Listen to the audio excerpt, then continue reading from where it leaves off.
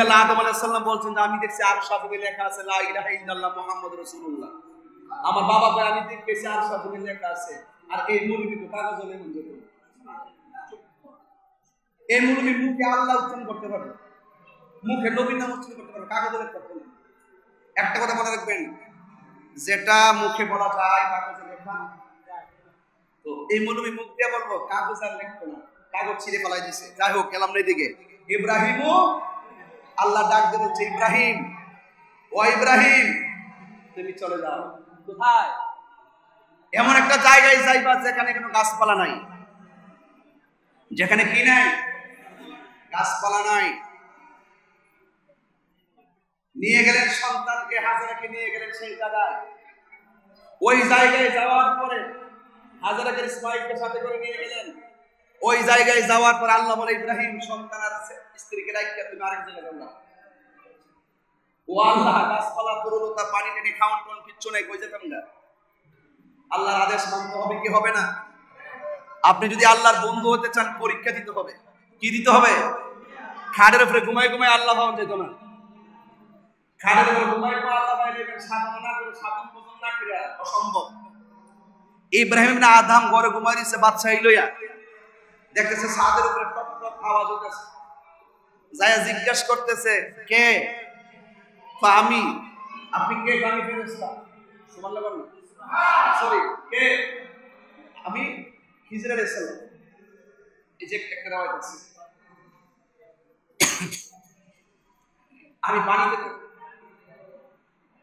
তো ছাদের উপরে কি করেন? আমার একটা উট হারিয়ে গেছে, উটটা খুঁজতে আসছি। তো ছাদের উপরে কি উঠা যায় যেখানে মানুষ উঠতে নিষেধ আছে, তালা দেওয়া, উট কেমনে?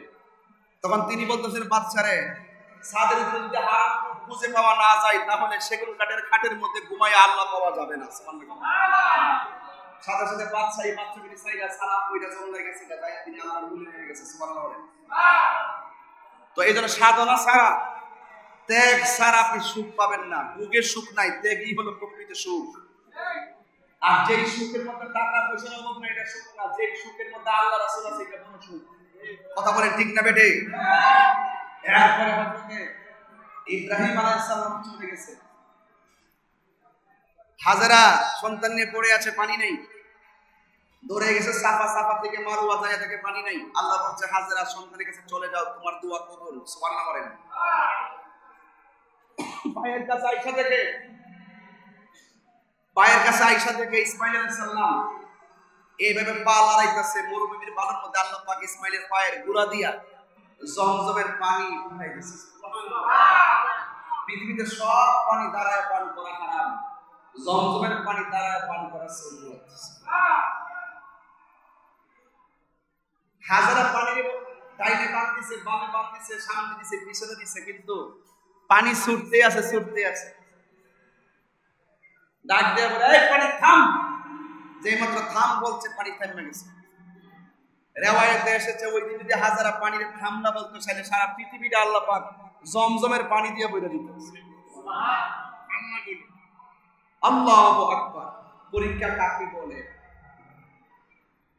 ইসমাঈল আলাইহিস সালাম যখন মোটামুটি চলাফেরার বয়স হয়েছে, তখন আবার ইব্রাহিমকে আল্লাহ আরেকটা পরীক্ষা দিয়েছে। তোমার সবচেয়ে প্রিয় জিনিসটা কুরবানি করো। গরু কুরবানি করছে, দুম্বা কুরবানি করছে, কোনো কিছু কবুল হয় না। আল্লাহকে সবচেয়ে প্রিয় জিনিসটা করো। একটা বাবার কাছে সবচেয়ে প্রিয় কি, গরু, ছাগল নাকি সন্তান?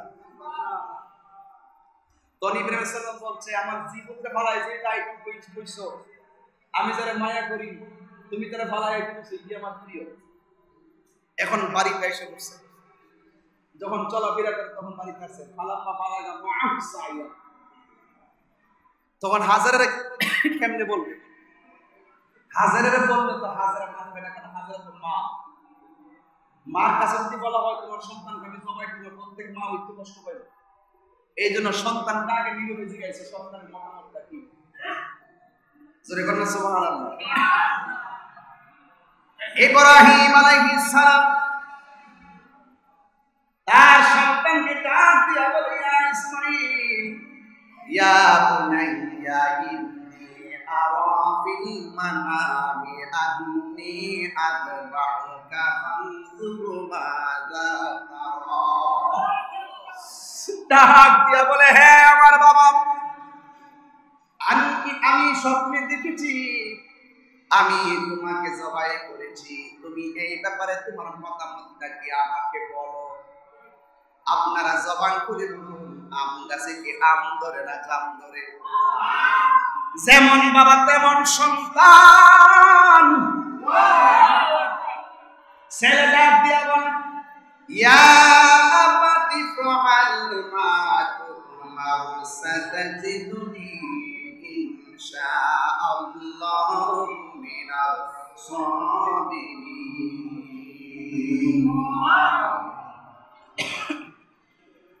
ছেলে আমার ডাক দিয়া বলে, হ্যাঁ বাবা, আপনি যা স্বপ্নে দেখছেন আপনি তাই করেন।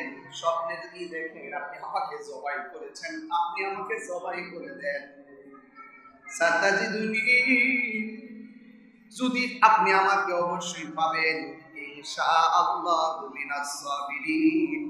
আপনি আমাকে জবাই করার সময় আপনি আমাকে ধৈর্যশীলদের অন্তর্ভুক্ত পাবেন। বাবা রাজি, ছেলে রাজি। এরপর ইব্রাহিম আলাইহিস সালাম হাজরা আলাইহিস সালামকে বলে, হাজরা তোমার সন্তানটারে সুন্দর করে সাজায়া দাও, একটা বড় লোকের বাড়িতে আমি মেহমান খেতে যাব।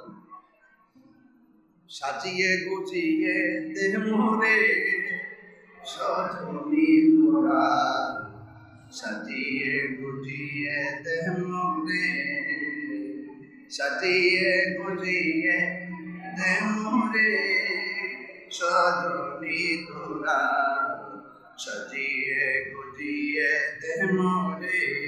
বড়ই পাতা গরম চলে শোয়া মশারি তলে, বড়ই পাতা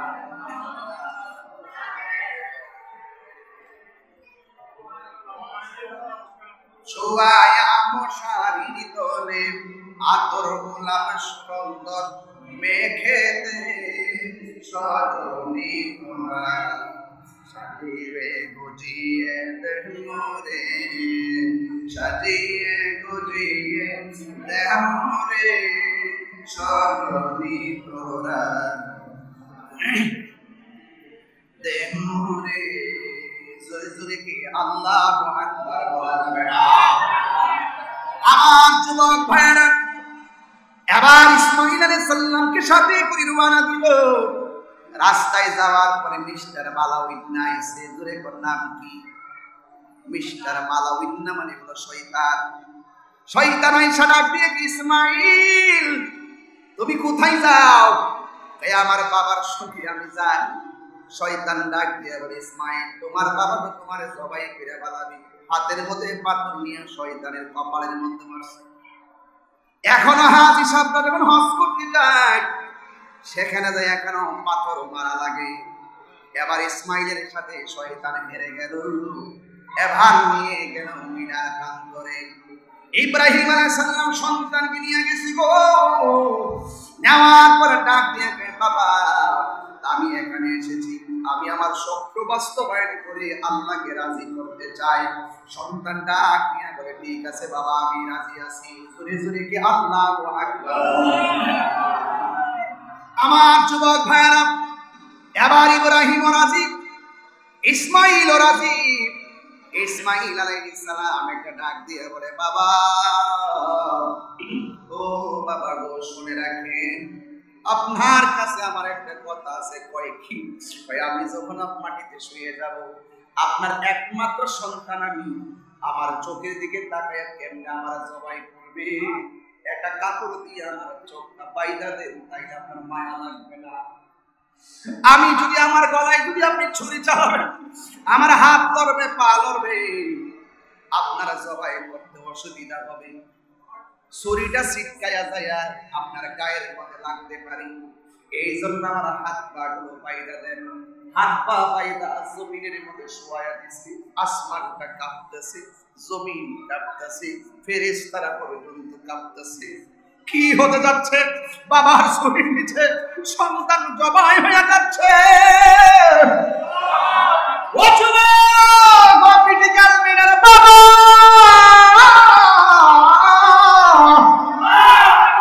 এটা কি হয় না?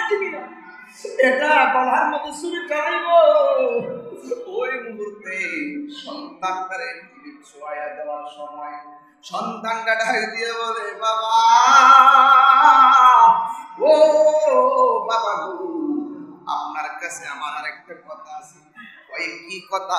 ওই আমার কথা হলো, আমার যদি আপনি জবাই করবেন, আমার চোখের বাঁধনটা আপনি খুলে দেন, পায়ের বাঁধনটা খুলে দেন, হাতের বাঁধনটা খুলে দেন। এবার ইব্রাহিম আলাইহিস সালাম জিজ্ঞেস করে, বাবা কারণ কি? তুমি আমারে বললা চোখ বাঁধার জন্য, হাত বাঁধার জন্য, পা বাঁধার জন্য, তুমি কেন আবার আমাকে খোলার জন্য বলতেছো? সন্তান ডাক দিয়া বলে, বাবা, ও বাবা গো, আপনি যদি আজকে আমারে, যদি আপনি আমার হাত পা বাঁধা জবাই করবেন, কালকাই মানুষ বলবে আমি জবাই করার জন্য রাজি ছিলাম না, আপনি আমার জুড়ে হাত পা বাঁধা জবাই করছেন। ও বাবা, জবানটা আমার চোখ থেকে বাঁধনটা খুলে দেন, হাত থেকে বাঁধনটা খুলে দেন, আমি বিশ্বের মানুষকে জানাইয়া দিয়া যাই আমি রাজি, আমার বাবাও রাজি, আল্লাহ খুশি।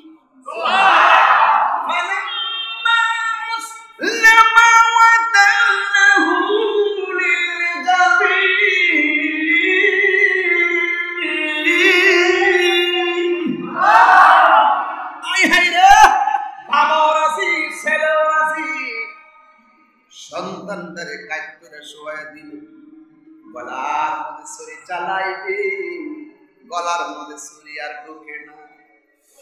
যেই ছুরি পাথরে লাগালে 3 টুকরা হইয়া যায়, ইব্রাহিমের গলার মধ্যে ছুরি ঢোকে না। ছুরি ঢুকবো কেমনে? ইব্রাহিমের গলার মধ্যে তো ছিল আমার নবীর নূর মুবারক। আল্লাহু আকবার। ওরে অন্তরে লাই গাছে আগুন,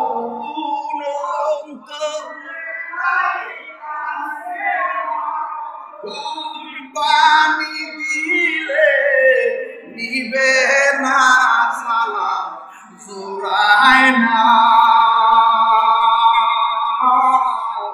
সালা জোড়ায় না, সালা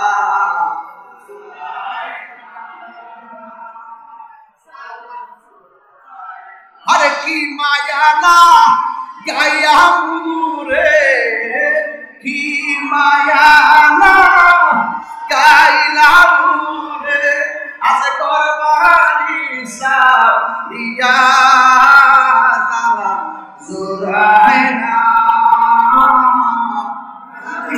এই পোলাপান খা নারি জালা,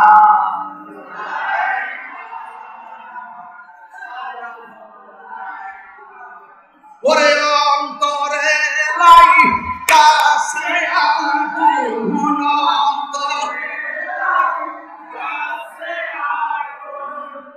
পানি দিলে নিবে না, সালা জোড়ায় না, সালা জোড়ায় না, সালা জোড়ায় না। আল্লাহ বলে, জিবরাইল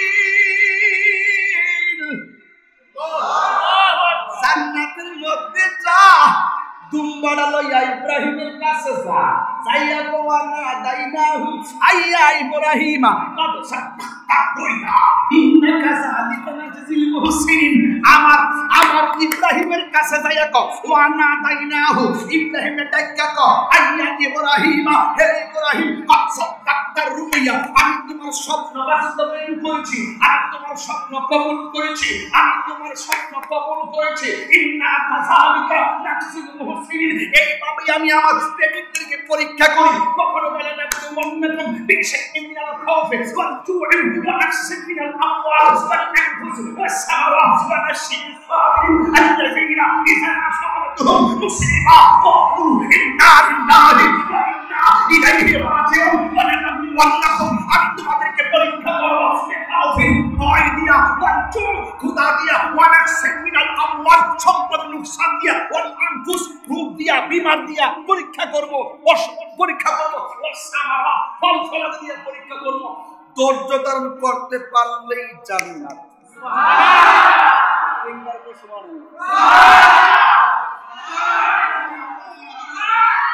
মারহাবা বলেন।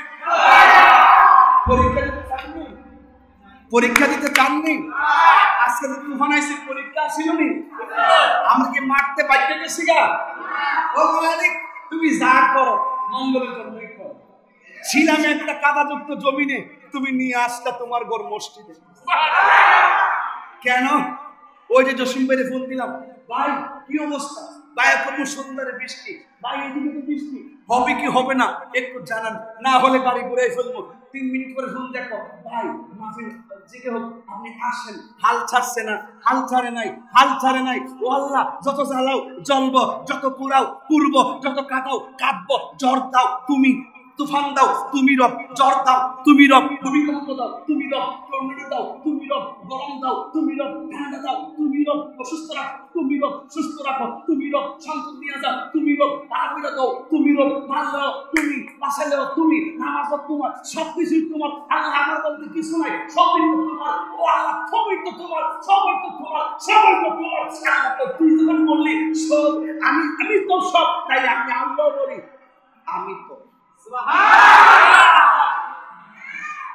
ফাযকুরুনি আযকুরুকুম, তুই আমার ডাকলে আমি ডাক দিব। সুবহানাল্লাহ বলবেন না? দেখেন দেখেন দেখেন, হাল ছাড়ানো বান্দা, হাল ছাড়ানো পাগলগুলো বৃষ্টিতে ভাবে বন্ধ করে নাই। আল্লাহর ঘর মসজিদে না ঢুকায় দিয়া এমন আরাম দিছে, মহিলার জায়গা বাড়ি বাড়ি ঘরে ঘরে বিডিয়ায় ভর্তি, মসজিদের পাশে বিশাল বড় জায়গায় ভর্তি, মসজিদের ভিতরে জায়গা নাই। এটার রহমতের ব্যবস্থা করছে কে? আল্লাহ। আসেন দারে নবীর ইসলাম দিয়া নাবি